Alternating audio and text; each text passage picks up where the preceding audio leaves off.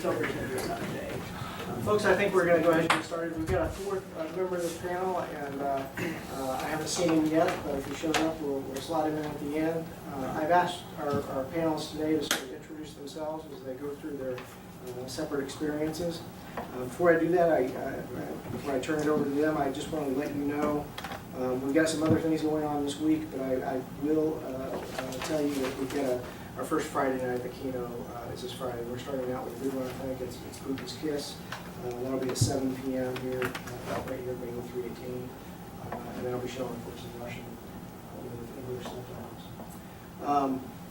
Our speakers today are all part of the Russian panel. I do this every year. I think I'm following the tradition established by Ray Finch of inviting students who have either spent a year abroad, the previous year abroad, or perhaps a summer doing an internship or doing an immersive study abroad to come in and tell us about their experiences, and also to share with other students sort of avenues that they found for funding their travel or their experience.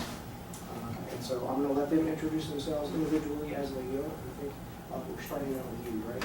Sure. Okay. Hello. My name is Bob Jameson. I'm brand new, newly minted PhD student here at KU, the history department. And I spent the summer abroad, a portion of the summer abroad in Brno, in the Czech Republic, eastern part of the country, studying Czech intensively at Masaryk University. That's me. Okay, my full name is Natalie, Cristin. I am an undergraduate for Slavic Languages and Literatures and a Reese co-major.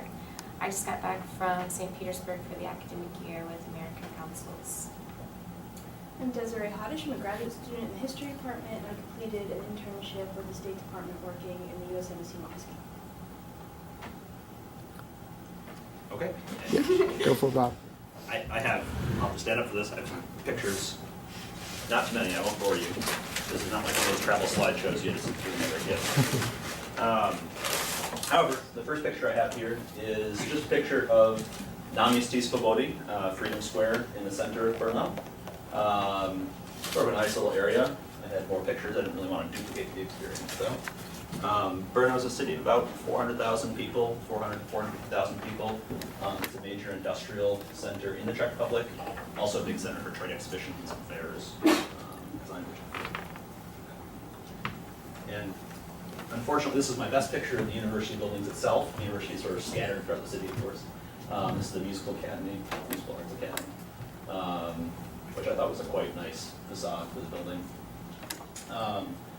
The university has a really good Czech intensive program for the summer. It's a little bit too short.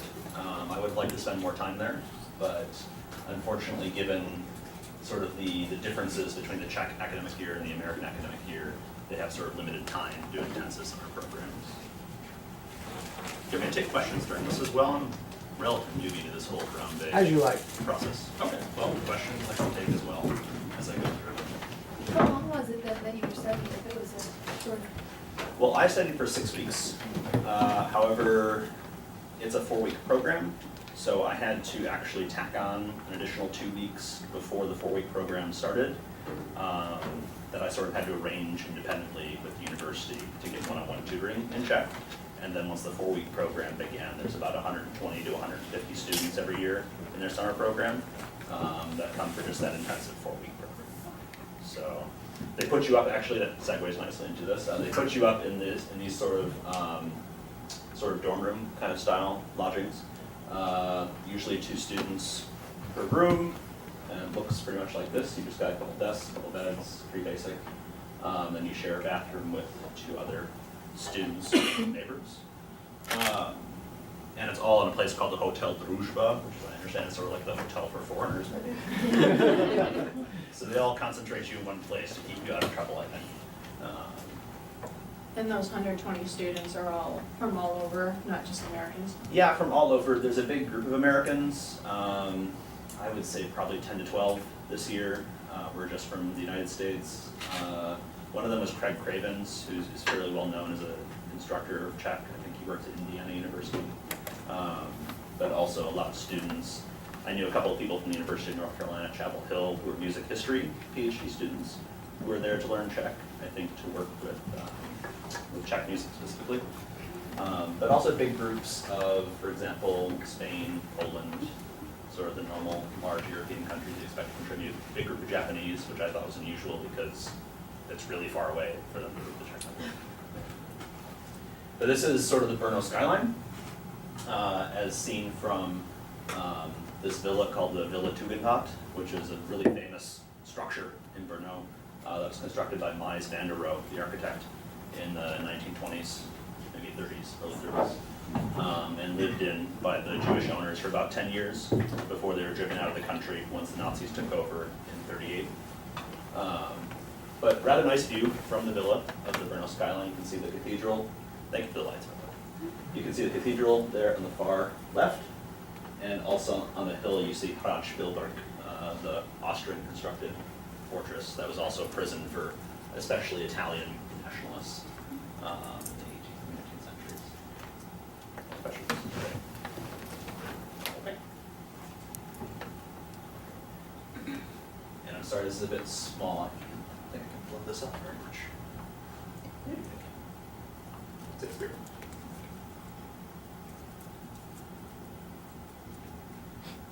There we go. That kind of works. So the program at Masaryk University is a sort of all-week program in that you have classes about 4 hours a day, every day, Monday through Thursday, and then also on Saturday.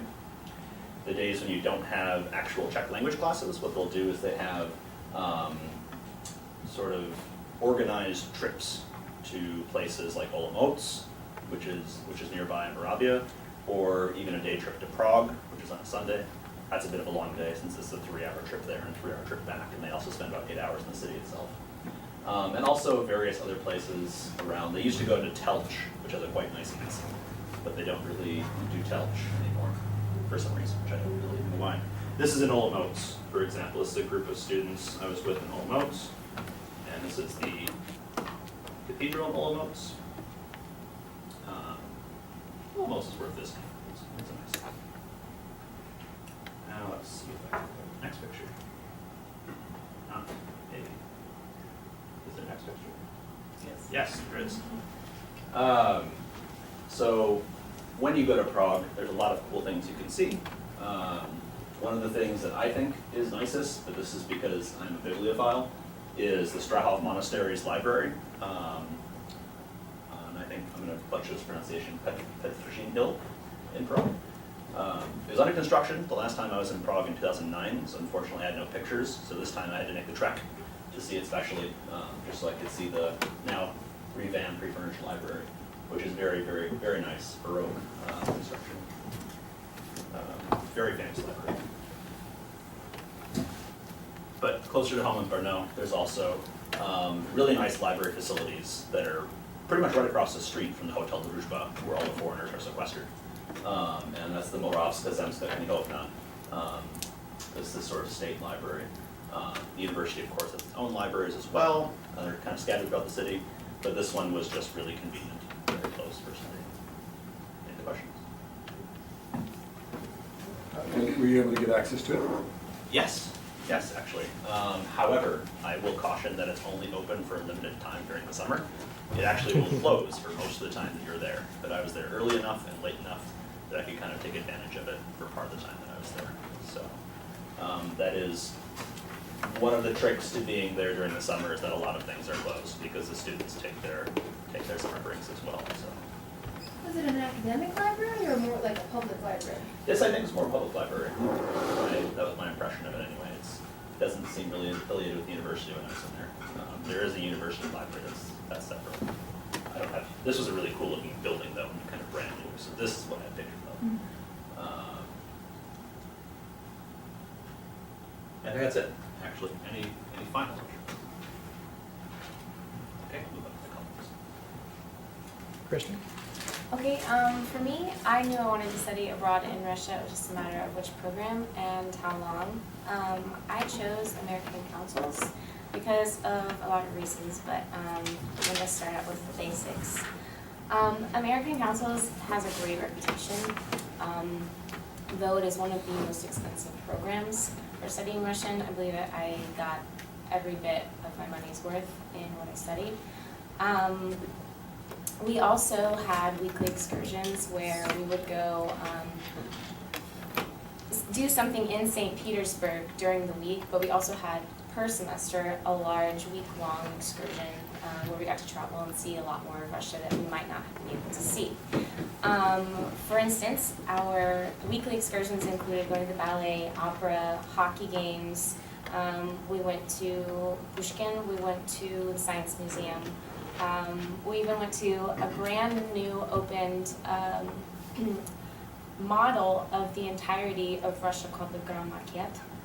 And it was absolutely amazing, and it had just opened the year before. Our long excursions, the first semester was a cruise along the Volga, in which I got to see basically almost all of the larger cities along the Volga River, all the way down to Samara. And the second semester, we got to take a train all the way down to Sochi, get to see the new Olympic areas, even got to go up in the ski lift, look around, and be next to Abkhazia, Georgia, etc. Really exciting. The main thing that I really wanted to talk about with ACTR is, though I said you get your money's worth, I wouldn't have been able to do it without funding. And that's one of the main reasons I'm glad that DAPR asked me to do this, because my program costs close to $40,000, and I received almost $30,000 in funding. And I literally would not have been able to do that and have the experience and learn what I did without the funding that I got. FLAS was the number one for me, and I mean, I totally encourage everybody to go after that. Secondly, the Gilman Scholarship. Study abroad, I think I received 3 or 4 different scholarships from them. The list kind of goes on, but I know that Gilman, you have to be receiving Pell Grant money in order to receive that scholarship. But the money's out there, and I wouldn't have been able to do it, and I know that it's going to forward me in my career because I got the experience that I did. American Councils also let me, throughout the year, the first 6 months I lived with a host family, which is what I wanted to do, but since it wasn't my first time in Russia, I wanted somewhat of a different experience, so I chose my second semester to live in the dormitories, which was a fantastic experience because I got to meet a completely different set of people. I was closer to classes, so it wasn't quite the commute, and I could actually see more of the nightlife of the city, and even go to movies, which I didn't have time to necessarily sometimes because my commute was quite far. I think that's about it for me. Is there any questions? Yes. Did you find yourself having to direct the conversation between your dorm mates to Russian as opposed to English? Actually, no. It would happen that way sometimes, but there was a great instance whenever we had neighbors that were Chinese, and they didn't speak any English at all, and so the only way of communicating was Russian. I feel like that was harder, especially because our housekeepers also were mostly from Kazakhstan, and they didn't know any English either. It was only Russian and very broken at that.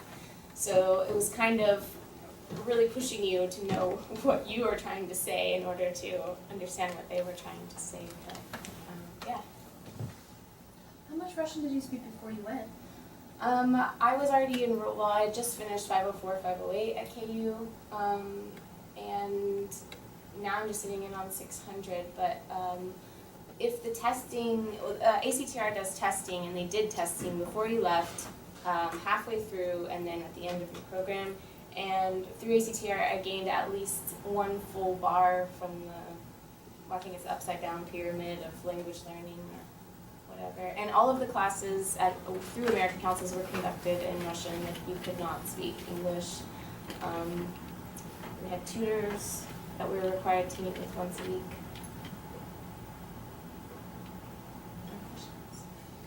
Which institution in St. Petersburg did you study at? Good question. It's through Cristin, I guess, Pedagogical University, which is If you know the layout of St. Petersburg, it's right beside Kazansky School. So, city center. Could you describe the dormitories? I'm curious because I lived in a dormitory in St. Petersburg it was Leningrad, it was 1982. And I'm wondering if it's better than it was then. Well, Well, first question, did they have toilet seats? yes, they did. It wasn't the Ritz, that's for sure. Let's see.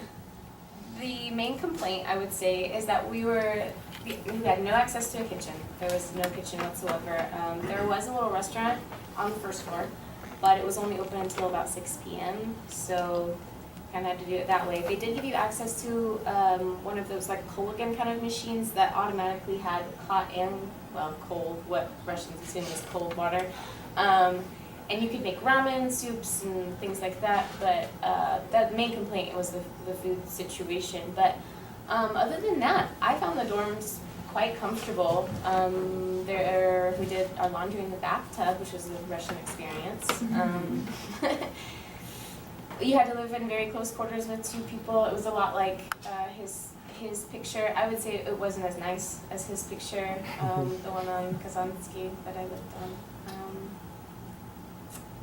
Yeah, I had one other roommate that was also on the American Council's program, and then we had 2 people in the next room, our suite mates, and we shared a bathroom.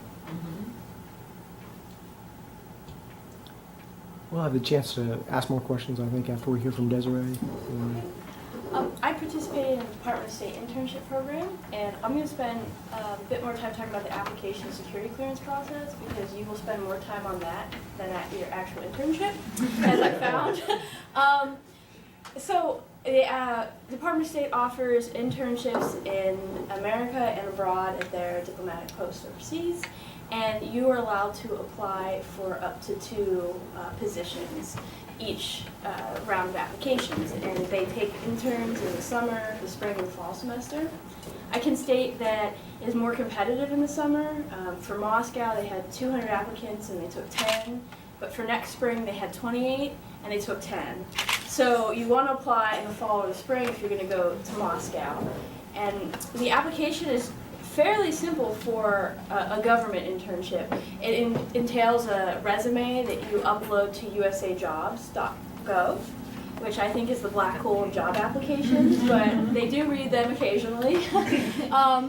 And you also have, you can add anything to that application. I know the Career Center tells you 2 pages tops, but for government work, in my experience, going to career fairs, if you don't have at least 2 pages and you don't pad it a bit, they're not going to look at you, so put everything on that application. Talks, study abroad courses that you think are relevant. The most important thing is the 2 paragraphs that they give you to say why you want to work, where you want to work for that semester. And I can tell you, because I was able to sit in on their selection for next spring's interns, that they look at that first. They print your application off at the embassy. Each section reads your personal statement, and if you write a good personal statement and you say you want to work in the U.S. Embassy in this section, then you're going to get moved ahead, as long as you know it's written clearly and that you can express yourself in it. It takes about, I think, 2.5 months after you submit to hear something. You'll hear by email if you're selected. And after you hear, you wait another month, and then you get your information on security clearance. You have to have a secret security clearance, which takes about 3 to 6 months, and you're expected to produce information for that security clearance in a very quick amount of time. I received the paperwork on a Monday, and it had to be sent to Washington on a Friday. So what I had been told from people who have gotten jobs with the government is, if you're interested in government work, you should start keeping a list of every place that you've worked, every address that you've lived, every place that you've studied abroad, and you need to identify a different contact for each of those who can verify that you live there or work there. So if you have that ready, you'll be in good shape when you have to fill out this form. And you need to go back 10 years. So for undergrads, if you're 20 or 21, you're only going back 2 or 3 years. I'm 28, so I had to go back a lot. and even to the the job that I worked at for a month or two and quit over the phone. So tracking down a boss who can verify that you work there was difficult. So think of that. You will, if you pass the preliminary security check, you will have to send in fingerprints. KU's police department is not very good with fingerprints, so the person who actually interviewed me told me, don't go to KU, drive to Topeka. Get a friend to take you to Topeka to get your fingerprints done. And I can tell you, after 4 unsuccessful attempts at KU, I finally went to Topeka and they did it. So, and you also have to be willing to share information about yourself on a background check. You have to admit to illegal activities, drug usage, illegal downloading, lots of things like that. I'm a pretty boring person, so it went okay for me, and they will send someone to interview you. So if you're interested in government work or an internship with the State Department, you have to understand early that you don't have an expectation of privacy, and that will continue depending on where you're stationed. And I worked in the USMC Moscow, so there was no expectation of privacy. So if you're not comfortable with that, this might not be an internship for you. I would also say that financing it is difficult. It is unpaid. At a previous point in time, one of the former graduates of Reese, Bethany Berzine, she did an internship and they had funding when she did it. That funding no longer exists. So financing it is difficult. If you're an undergraduate, I think you have an easier time doing it because you are working on credits and you can work out an arrangement where you can get credit hours for an internship. If you're an ABD grad student who doesn't need credit hours, you're not going to be able to qualify for financial aid unless you enroll in internship hours. So you're essentially paying KU to complete an unpaid internship, which for me wasn't viable. So what I did is I knew I wanted an internship, so I took out a student loan in the fall semester, and I saved it until summer so I didn't have to enroll in credit hours in the summer. That's an option as well. But again, you're paying for the privilege of working, and you can hope, one hopes that the internship will be fulfilling, and for me, it was. For other interns on my trip, it wasn't. So it really depends on your placement. Although it is unpaid, they do cover your visa. I had a visa within 6 days, which has never happened to me ever for any East European visa, and I had 4 of them. They pay for it. It was mailed to my house in Pennsylvania, so it was actually less time. It was about 2 to 3 days once I mailed it from Kansas. And they give you housing, but that's unique to your post. So if you would do overseas assignment in Western Europe, the posts in Western Europe, the embassies do not provide housing. So you are paying for your housing in addition to your plane ticket. Moscow does give you housing, and they give you very, very nice housing. I lived in an international compound very far away, about an hour and 15 minutes away from the embassy, called Rosinka. It was a 3-bedroom, 2.5-bath townhouse with full amenities and security, a dishwasher, a washer-dryer. I mean, it was bigger than my house in Pennsylvania and certainly than my apartment here. So you have very nice housing that you'll share with other interns, but you will have a 2.5-hour commute each day. So there are trade-offs to that. But it was very nice. I can't complain. It's very comfortable. I would state that the internship is not for someone who wants to get an exposure to life in Russia. It is not something for a cultural immersion, what you spoke about. It's not that. It's immersion in the foreign service. You will not have much time to see Russia or meet Russians. It's a very segregated experience, meaning that you live with Americans, you go to work, you commute with Americans, you work with mostly Americans. I worked on a Russian floor, but the Russians are speaking English. All of the communication is in English, and when you go home at the end of the day, you get home at 7:30 to 8 at night, you're tired, so you're not going to really want to do that much. So if you're looking for a cultural experience, I would recommend doing another study abroad program. But for government work, getting an idea of what the foreign service is like, this is your program. So I'll just give you a brief synopsis of what my duties were. I was placed in the public affairs office, which is unique in Moscow because it's so large. Usually if you're an intern in a public affairs office, you would be doing press work and cultural exchange work. You'd be expected to talk to reporters and then go home at night and coordinate an exchange program. Moscow is so big that they are divided. There are people who specialize in cultural exchanges, and then there are people who are information officers in the press office, and those are the people who I assisted. So I didn't have very much exposure to the cultural affairs side or the academic exchange side, which is what I initially applied for. I was put in press because they wanted someone who could research and write and edit quickly, and they thought a PhD candidate could do that. And that's basically what I did every day. I mean, every morning you go in, we have a press roundup. There are Russians who read the print press and summarize what's going on. There are Russians who listen to the news interviews and summarize what's going on, and then they give that to a press attaché or a foreign service officer who reports that to higher ups. The press office was responsible for putting out daily reports that summarized what was going on in the Russian press. So a lot of my responsibility was editing the language, the English language of the Russian staffers, which depending on who did it, could be excellent and you wouldn't have to do anything, or it would take a significant amount of time.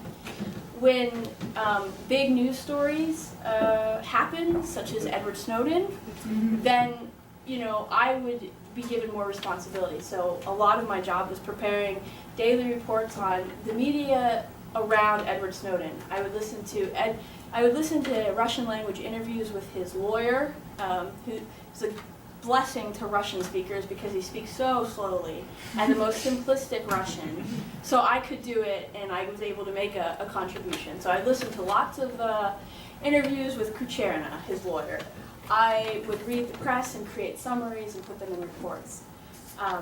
When that wasn't happening, it was more standard things. Designing social media campaigns for the President Obama's visit to Russia.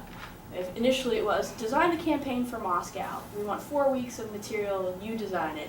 But then he didn't come to Moscow, so we had to design a social media campaign for the G20. So you have to be very flexible because you'll work on projects and then they'll just be terminated. And I wrote blog posts for the Embassy Voices blog. I wrote Facebook posts, Twitter posts. I penned 2 blogs for the ambassador's blog.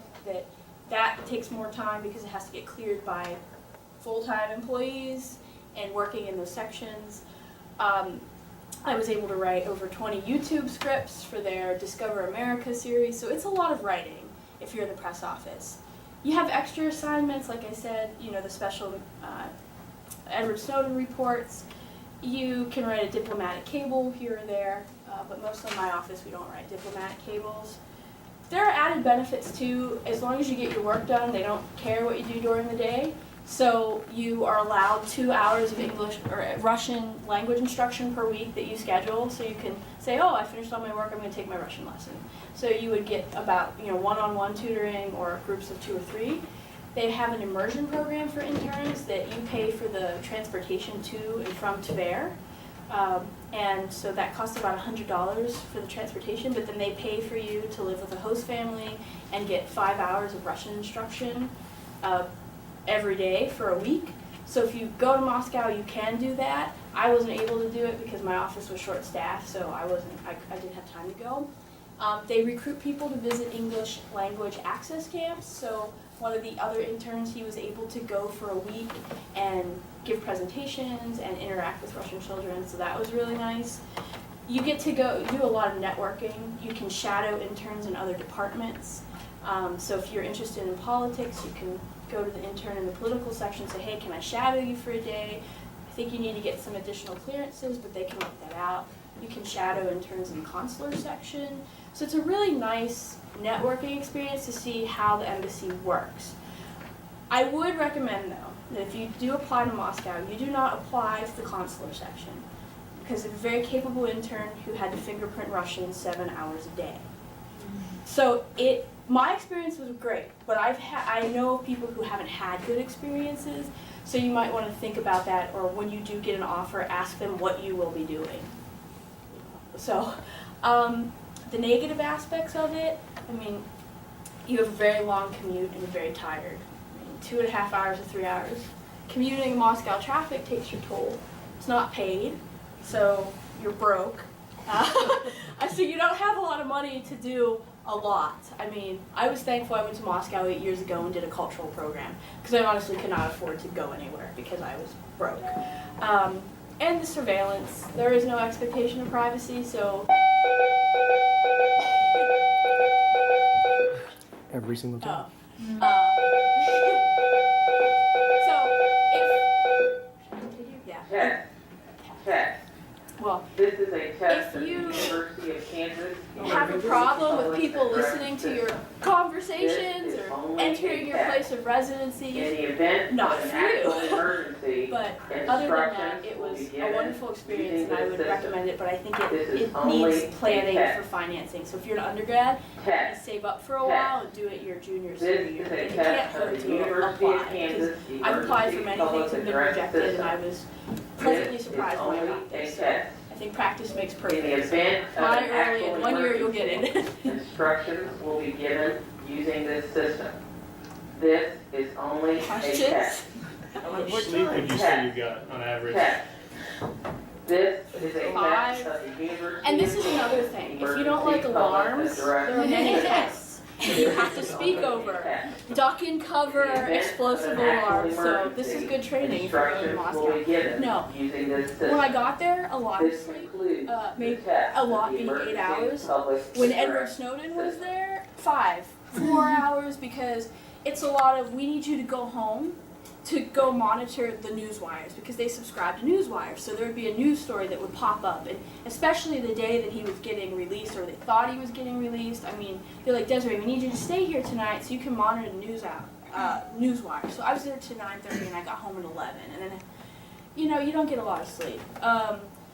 So it really depends on the news. I mean, Edward Snowden, I didn't really care where he went at that point. I just didn't want to be there. You know?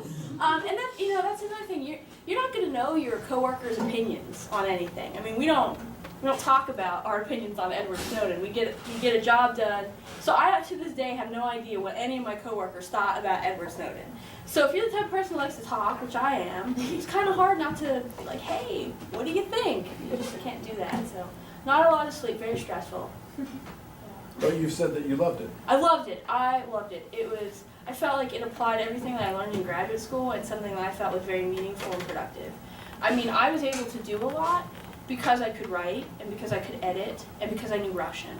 I think spending a year in Ukraine gave me the ability to use my Russian more effectively, and since they knew I knew Russian and could read it, they let me do more so than other interns in other sections. The one drawback is it's stressful, you're very tired, and it costs a lot of money. And the students that they pick, you have an advantage being from Kansas because you're underrepresented in federal work. So when you apply for fellowships or internships, you will be given a preference because there are hardly anyone from Kansas. And I've been told that. But at the same time, you're at a disadvantage because I can tell you I was the only representative from a state school. Most of the students were from Ivy League East Coast schools that had parents paying for it, or their schools had programs that they had to do an internship, so there was money for them. Most of them had money. So, you know, give or take. So you pretty much funded that with a FAFSA?